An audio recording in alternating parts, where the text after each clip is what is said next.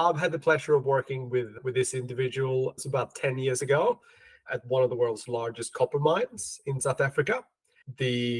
Our whole team's role was really to identify opportunities across this big copper mine, and then for energy cost reductions, and then essentially transform those ideas into actionable projects that could then be implemented across the mine. I played more of an analytical and role, identifying projects and crunching the numbers, whilst this guy was a lot more focused on the human element, the teamwork, and actually what would be required to make these things happen.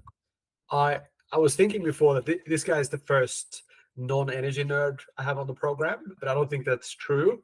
He is an energy nerd, but perhaps more so in a personal capacity than a purely professional one, working in the energy industry day to day.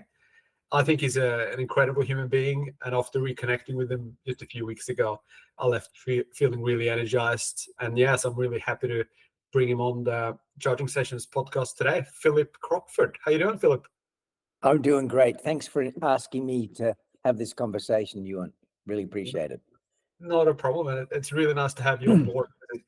I think you bring a very different voice to probably the one that me and many others that are sort of involved in the day-to-day, coming up with perhaps the technical solutions to problems.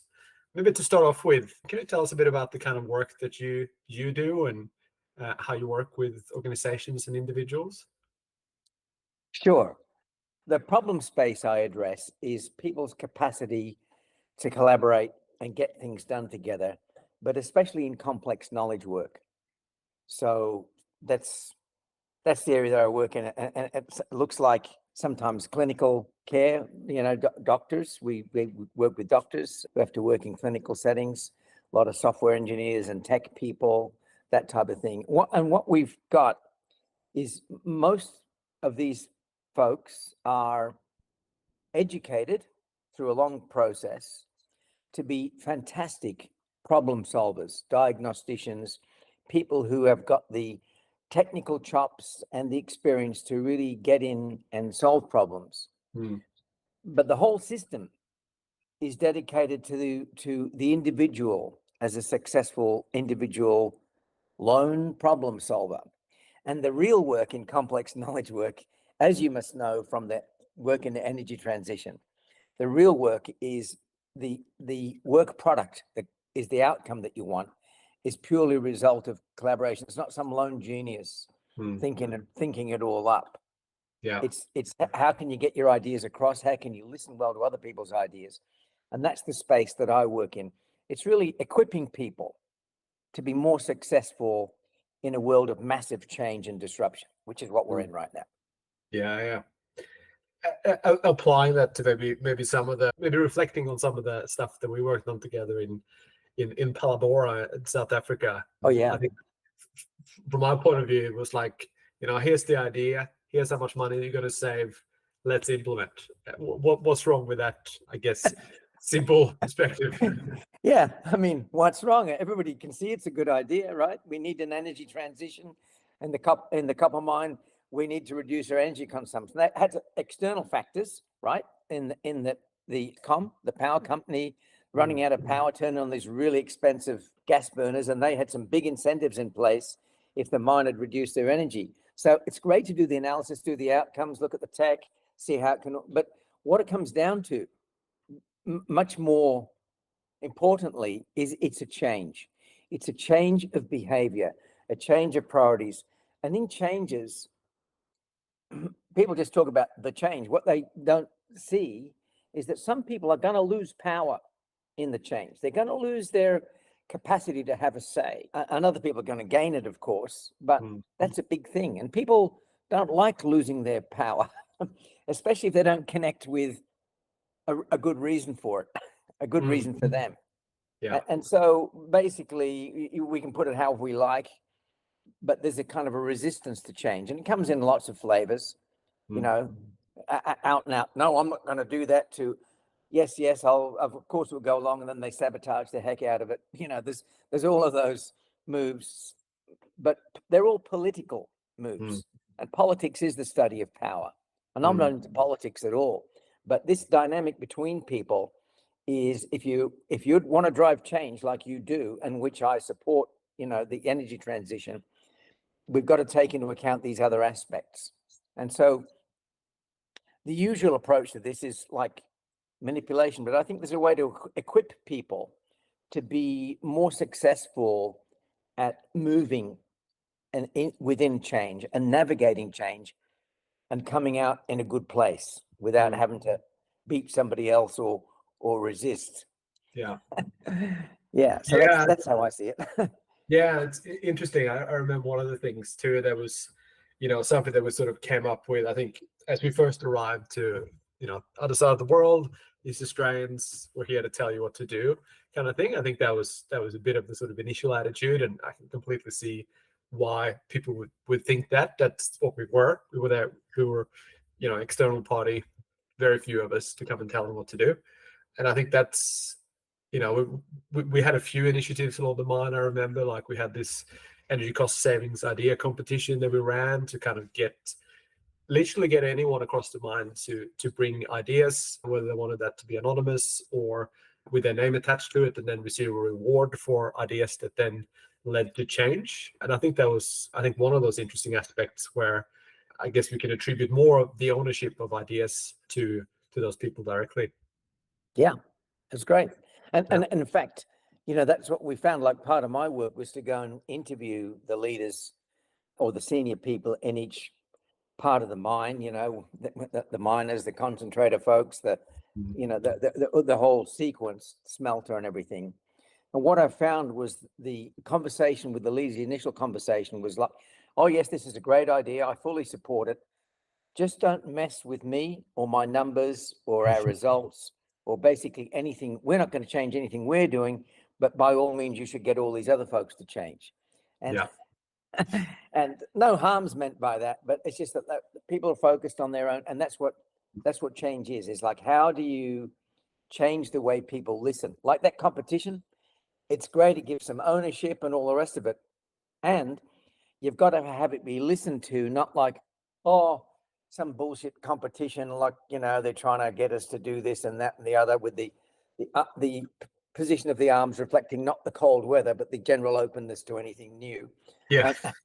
The body language says everything. To getting people to have ownership and creativity, and people will only do that, in my experience, if we're able to listen to them. It's not what we say to them, it's what we listen to and how we listen. And do we listen in a self-aware way? In other words, are we aware of our own conditioned tendency to listen in particular ways? Philosophers would call it our thrownness, which is a pretty fancy term, but it's like we don't see our own mindset. Otherwise it wouldn't be a mindset, so we don't see our own, and we can only see it when we're in relationship with other people. So like the number one skill is listening, because most of us listen for the sake of what we're going to say back. Yeah, absolutely. Tell me what you think, so I can show you how wrong you are.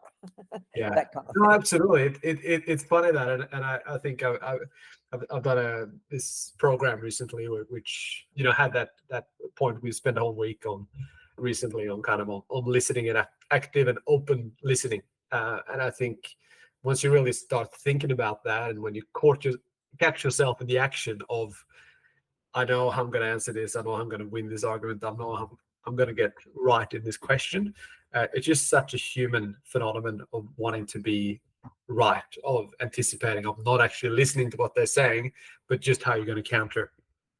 Yeah, it's listening for the sake.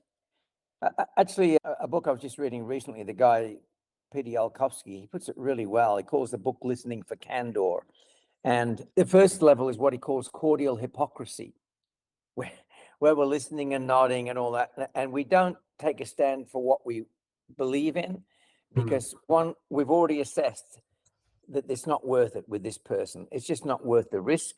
It's just, they're not worth it. I'm not going to waste my energy. That's the story inside. So we do cordial hypocrisy. But the next level up is, well, I can win this, so I'm going to. And it's all sort of combat and point scoring. And Mm. he advocates listening for discovery. What can we discover about a shared future? And I think that's really hard for people, energy nerds, because you're only doing what you're doing because you know in your heart deeply that this stuff matters more than anything. And by the way, I agree. You know, Mm. like people, energy transition is just another thing for a lot of people, Mm. but it's everything. Because if we're in the process, we're well down the track, on Anthropocene. But if we don't have an ecology that we can participate in, we don't have any kind of life. Yeah. So it's like orders of magnitude more important. So if Mm. you're an energy nerd and you're right into all this stuff, sometimes it seems like the people who don't get it, it's just hard not to lose your patience sometimes, Mm. or they're Yeah. on some bullshit agenda, oh, look, we should just have little nuclear power stations and they're cheap and all that kind of crap, self-serving. Sorry, I'm sorry, shouldn't be rude, but like anybody with half a brain can see that's just Yes. not the case. Mm. And I'm Absolutely. not even an energy nerd, but Yeah. it's like so I guess I want to equip people to do what you're saying, which is to listen more skillfully, more deeply, so we can design better conversations to move forward together. Yeah. And the breakthrough about my work, I'll just for a second, the thing that I've kind of latched onto is that those skills, unlike, for instance, skills for analyzing, energy usage or curves or yield curves, or like I saw a great article today, I think you'd mentioned it, where this company had looked at neighborhood power versus what they call behind the meter stuff versus the grid. That's quite sophisticated and technical, and we could do an analysis of it. But the skills for listening and those kind of things, that's what's called vertical development. It's not horizontal, adding more tools and tricks and knowledge. Mm. It's vertical, which is becoming more self-aware, and as a consequence, more able to navigate successfully in complex environments. Yeah. And if you're going to do an energy transition, it's bloody complex, right? It's got to go all the way top to bottom. Yeah. And those skills can't be learned by reading about them, reading books, watching YouTubes, and you don't really learn too much from people speaking about them. Yeah. Those kind of skills are like riding a bicycle, and only way to ride a bicycle is to ride the bicycle. It's like you have to put your leg over and pedal and wobble and do it a few times until you're safe enough to do it.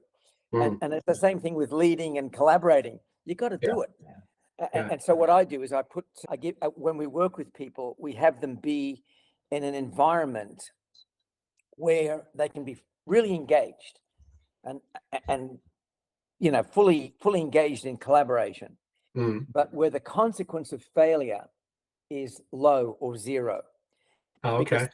in that condition, when you can engage and fully, but not have a high consequence of failure, you're in the best possible position to be self-aware and to observe yourself in action and to get an unvarnished view of your own tendencies and mindsets and preconditioning in your thinking. And of course, once you can catch a glimpse of those, you can move on Yeah. and become more skillful. So that's what we do. And the way we do that is we put them in groups of 5 or 6 people in Minecraft. We just use the kids' game off Mm. the shelf with the coach and give them an assignment and give people 10 or 12-minute turns at leading the group and then having a little debrief on what that was like. So Yeah. it's an accelerated way to get those kind of skills. Yeah, that's super interesting because I was reading up about that and how, I mean, I know selfishly Minecraft is a Swedish invention. It's Yes. out there, and I think then sold to Microsoft for many tens of billions of dollars. But I was curious about how you use that tool and why you use that tool. But that makes a lot more sense now that it's kind of a way to get you really Sorry, I lost the word. To get you really fully engaged and in a different world, but where if something goes wrong, there's very little consequence. So that's interesting. If something goes wrong, the coach has a little button they can push on their screen, on their web interface, that just teleports everybody back to the headquarters in safety. So, Yeah. but it's not about Minecraft. Look, we used to do it in World of Yeah. Warcraft. It's not about game playing at all. That's Yeah. just an environment where people can assume different roles and display different levels of skill. What it's really about, Ewan, is a thing called vertical development. Horizontal development is acquiring skills and techniques, super important. Vertical development is somebody who can approach situations with more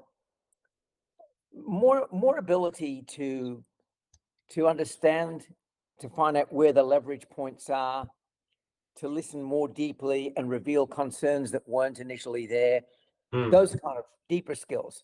And vertical development requires three things, according to the experts.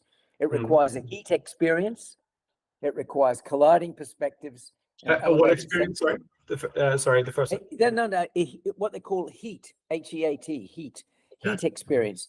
And I have people all the time say, oh, I've got a heat experience. I'm real busy. My diary's full. I've got all this work. That's not heat. That's just being busy and probably poor diary management. What I'm talking about is in a situation where you have to do something you don't really know how to do. There's novelty there, and your identity's on the line. Things can go wrong. People are watching. Yeah. That if you've got you might know all about e-mobility, but if you don't know about creating an alliance and you haven't done it before, and there's a lot riding on it, then you're in new territory. Make sense? So that's heat. Yeah. That's like being in the arena with the lions and the swords and the nets and the blood flowing and the dust. It's serious. Or in my case, it might be to accept a consulting job that I don't really necessarily know that I'm going to be able to figure out the answer, but I'll accept it and I'll, try to learn along the way, even though it might be really difficult and be a lot of, risks that it will fall over. That's a better real world example, because you don't really know what you're getting into. And what you do know is you'll almost certainly be challenged and find it tough. And not only that, if you mess it up, people will notice. It might not go on you might have to reword it for your LinkedIn profile, but it's like it's out there. And that's one ingredient. The second ingredient is called colliding perspectives, which just means that you're in situations where you have to take other people's view, other people's opinions into account. You don't get to be just the boss of your own little kingdom, coding your own little bit of code or whatever you're doing. To do your work, you have to interact with other people successfully. So heat, colliding perspectives, and the last one, equally important, is what they call elevated sense making, which is where we have to take the time and learn the skill to reflect on our experience, to make a new sense of who we are and how we tend to act. So it comes in a lot of flavors. When we do it in the program, we have people do a little debrief for 3 minutes after they've been leading the team. We do a longer debrief at the end where we go onto a video call together. We ask them to do written reflections about their experience, and we do coaching, because coaching at its best, the coach isn't advising, the coach is revealing the more to the person being coached about themselves. They're elevated sense making. They're making a new sense of, it's like, I always thought in these situations, the best move was to do this and do that and watch out for these folks. But I suddenly saw that there's much more to it than that. And in fact, these folks, it's not a matter of watching out for them. It's a matter of understanding what they care about and speaking to that. Like a good friend of ours who was a colleague on the course in Africa, something she wrote the other day is she's getting deep into procurement, which is a dry old subject, but she's realizing that procurement policy is a massive lever to all kinds of important relationships and futures. And she's sort of now entering that conversation in a whole different way. So Interesting. Yeah. Super interesting. I mean, this is like, for me selfishly, this is the, is the most amazing thing about just telling someone you got a podcast and they're happy to give you half an hour or an hour of your time to then be able to pick their brains and get this kind of information and insights from, from people like you, Philip. It's the best. Really is. Well, I'm of course I'm very honored that you feel that way. And for me, it's a total passion. It's like the world we're in. When I was born, there were 2.6 billion people on the planet. Mm. You can you do the calculation. There's more than 3 times that now. And what I think is, if you look back at human history, we've been in this sort of format, roughly, maybe without the eyeglasses and things, but in this sort of format for about, they say, around about 250,000 years. And if the average lifespan most of that time is about 20 years, 25 at a stretch, that's a lot of generations. And nearly all of that time, we've lived in groups of 25 to 40 people, hunting and gathering and getting together occasionally in bigger groups. And that's it. We didn't even, the oldest buildings they can find are like 12,000 years old, which is a hell of a long time for you and me. But in a 250,000 year life. So basically what I think is we've evolved a civilization that in some ways we're not fully equipped to participate in. And yet we're sort of, well, I don't think our hands are on the wheel. So, there's no, people love answers about this and that and the other. It's not that. It's really about how do we develop more of our humanity in action, in business. Yeah. That's super I hope interesting. that's not too philosophical for you. It's maybe partly, but I think I really get the point around teamwork and our ability to work in teams in an organized way.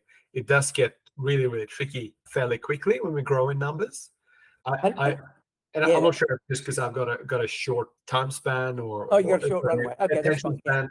But what I really love, I love at the moment, there's 3 people in my team, which I think is fantastic because I get to know them a lot better, the way they work, how we complement each other, all that kind of stuff feels really easy and nice. And in my mind, if we can take this to 10 people, that feels like a good upper number to me, where we can still create a lot of impact, create a good future for ourselves and the world around us, hopefully building partnerships in a way as kind of creating nodes to create bigger impact rather than build, say a big consulting firm over time.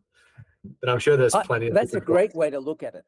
Mm. I love that way of looking at it. Like you diffuse into a network of relationships. Yeah. That's brilliant. I just think the energy transition is such a big change. It's really going to see, we've got AI bubbling up. People have no idea what a difference that is going to make. Yeah. And again, it's a question of getting people ready with a set of not just skills, but sensibilities. That's the key. And I reckon you're doing that with your team, because yes, you've got to do all the analysis and you've got to do the deals and you've got to put it together. But unless you bring yourselves to it in the way you are, which is relationally, then you very quickly run up against things that are too hard to get around. So great point. Actually, now earlier this week when I was up in Brisbane, I think you're up in Queensland now, aren't you? Yeah. And I was up for a conference for a couple of days, and a conference environment, it's all business, chat as many people as possible, yada yada, and it's great for networking and that kind of thing. But one of the things that really struck me, and I had this quite deep conversation with someone that I know well, because I find with conferences the real value is you maybe get to grow a deeper relationship with, say, 3 or 4 people over those 2 days, as opposed to getting 50 business cards. And we were having this deep conversation about the impact of AI, in particular for us knowledge workers and professional services workers. In a sense, is our livelihoods going to be threatened, or is this just a pure opportunity to work more efficiently? So we're kind of talking about that on the one end, but then on the other, just how important it is to have those.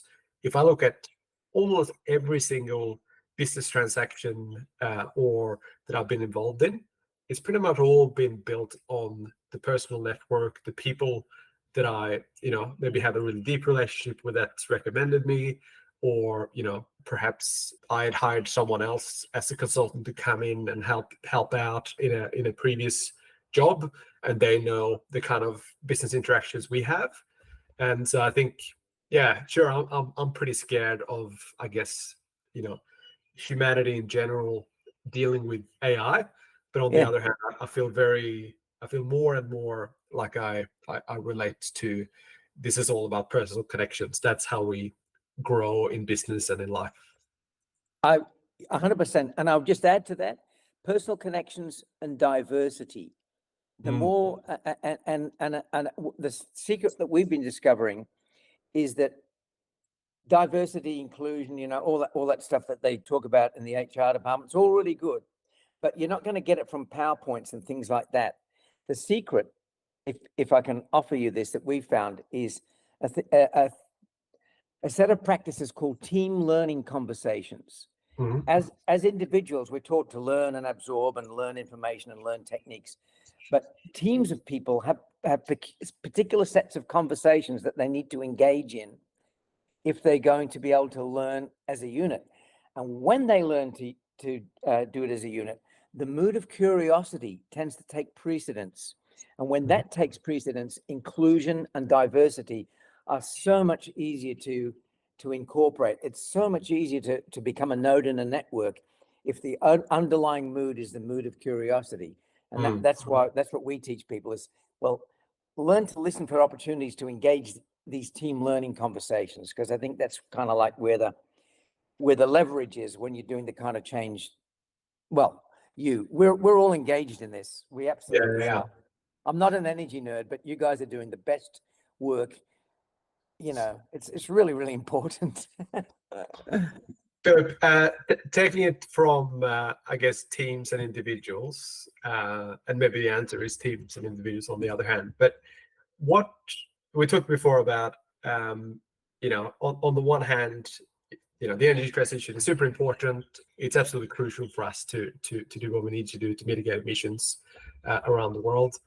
And we're not getting everyone along on that journey. Some people are, throwing their arms up in the air. This is, we can't have solar farms here, wind farms here, or the type of electricity infrastructure. Others are just perhaps promoting all the types of fuel, and let's keep coal-fired power stations up and running for much longer. Let's maybe add nuclear to the mix, even if it's going to take us decades and be very expensive.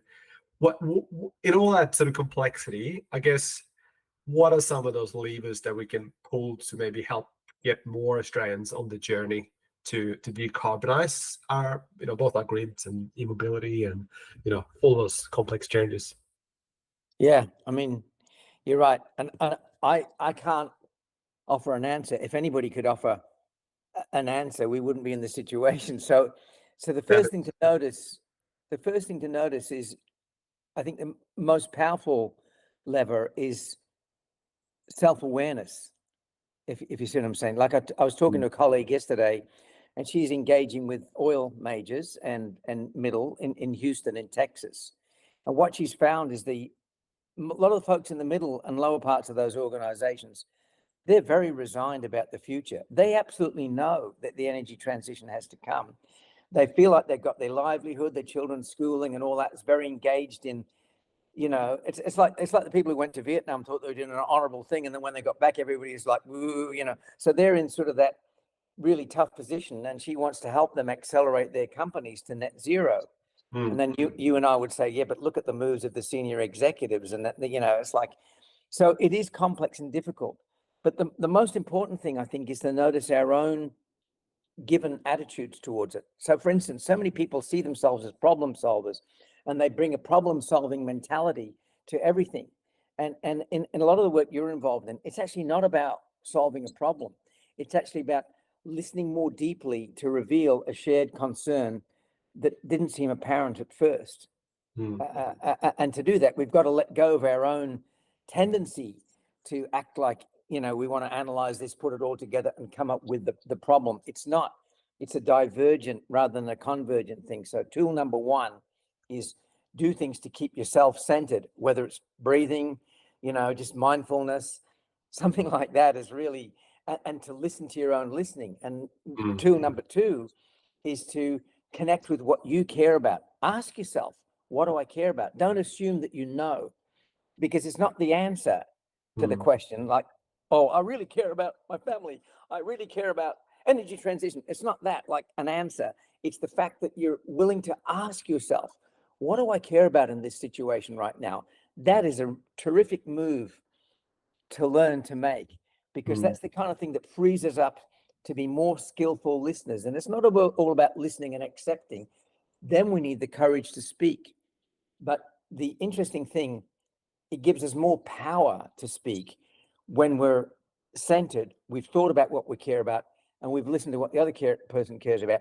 We're in a much better position to become more likable, and therefore to have more influence. I'm talking EQ stuff here now.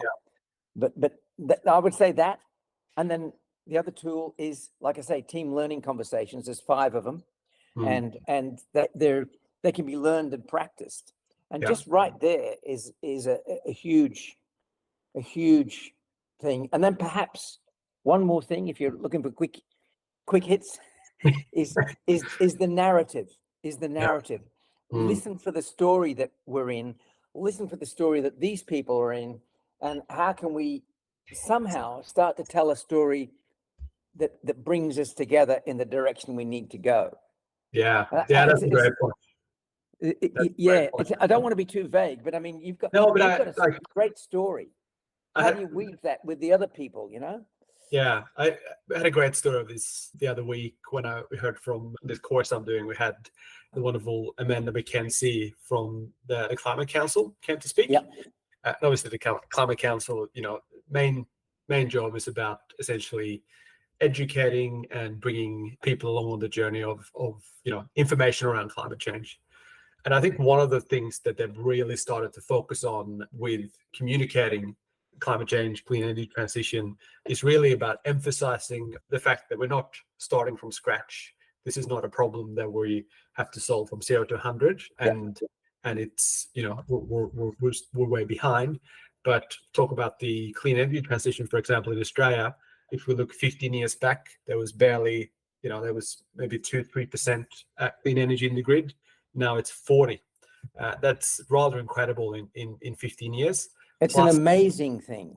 Yeah, and we're dealing with exponential technologies often, and so we should be able to perhaps even be able to do most of the rest of the journey in the next 15 years. So I think some of those things about really kind of just flipping the conversation, making sure that it's a positive story, that we're already on the way, and that we're already moving there together.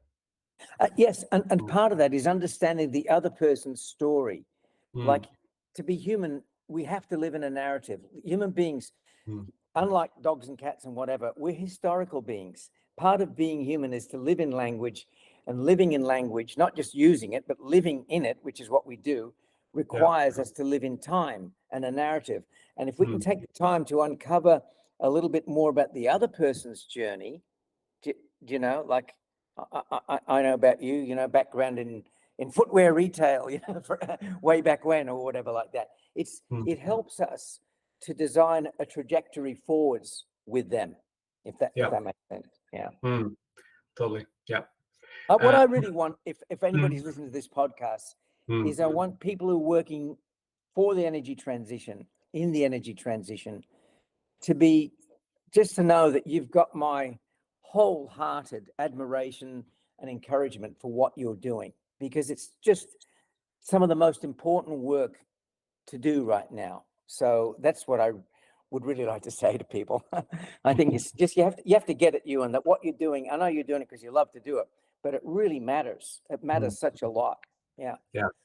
And I think on the flip side, and to conclude, I know we're probably running out of time, but I think the importance of kind of not just doing it as a machine, but doing it in a way where you're opening up your mind to not just the task at hand, but also to kind of understanding how you interact with people, the world around you, how to be more open and listening. And so the work you do in that space, I think, is super important too. And we'll pop a. We don't have many listeners to this podcast. We'll pop a link to the work you do so people can learn a Okay. bit more about it. And hopefully over time we'll grow with many more listeners. But Philip, really enjoyed catching up, and I'm sure the listeners did too. And thank you very much. My pleasure, Ewan. All the best to everybody. We'll stay in touch on the journey together, eh? Thank you.